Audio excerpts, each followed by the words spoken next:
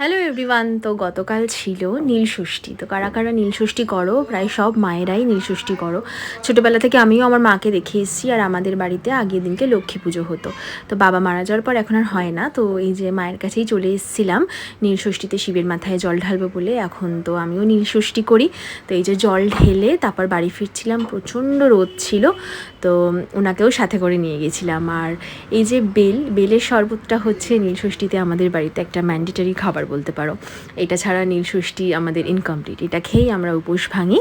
তারপরে আমাদের বাড়িতে এদিনকে লুচি খাওয়ার একটা রিচুয়ালস আছে, মানে ভাত খাওয়া হয় না। তো অনেকেই সাবু খায়, আমাদের বাড়িতে হয় লুচি। তো এদিনকে হয়েছিল কুমড়ো আলুর একটা মিষ্টি মিষ্টি তরকারি, লুচি আর বেগুন ভাজা। তো কারা কীভাবে নীলষষ্ঠী ব্রত পালন করো অবশ্যই জানাবে। আমাদের ছিল এটা নীলষষ্ঠীর দিনটা। তো ভিডিওটা ভালো লাগলে ছেড়ে যাওয়ার আগে সাবস্ক্রাইব করতে কিন্তু ভুলো না।